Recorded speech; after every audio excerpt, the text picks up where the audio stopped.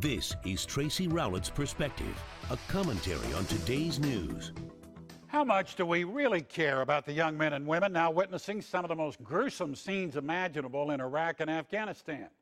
Well, according to a retired Air Force general now living in Fort Worth, we don't care anywhere near as much as we should. We're more inclined, he says, to give lip service to heroism while we sit on our wallets and allow many of these young warriors to suffer. The general says it's a national disgrace, and too many of us just don't give a damn. We had 16 die this weekend.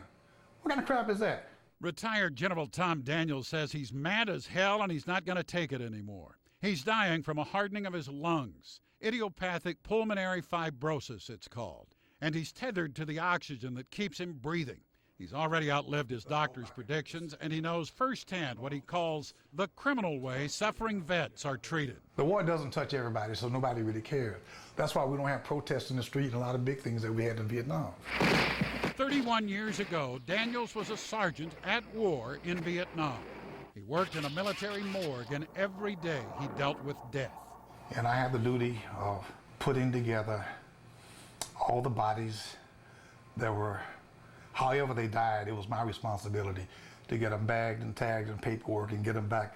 Then there was the day a jet tanker full of fuel exploded on the runway. I picked up a helmet, and all it had was a head in it.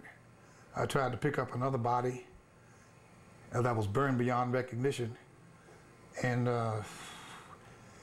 it basically just like a overcooked chicken where the meat just comes off.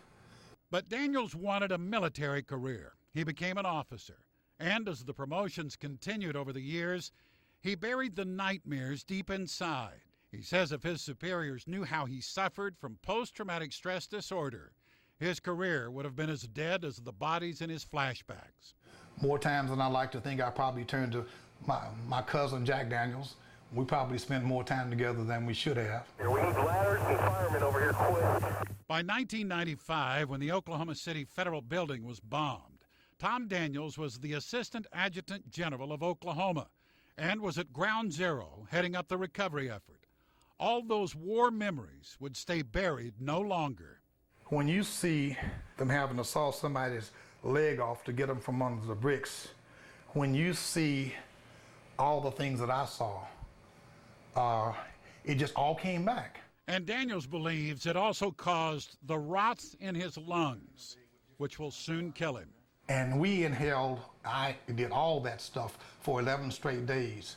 Daniels was treated for the lung problems at Walter Reed Hospital in Washington and at the VA hospital in Dallas.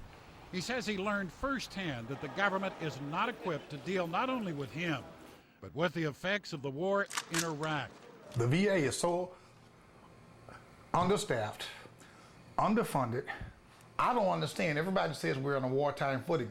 Why isn't the VA working 3 shifts, 24/7? General Daniels has one last thing he wants to accomplish before dying. He wants to force the government to wake up and finally do something. So what if we became the preeminent center for post-traumatic stress disorder?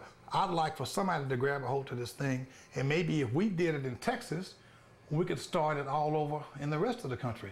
Unless that happens, General Daniels says many Iraqi war vets are little more than time bombs. You're going to have kids that are going to have physical and mental issues.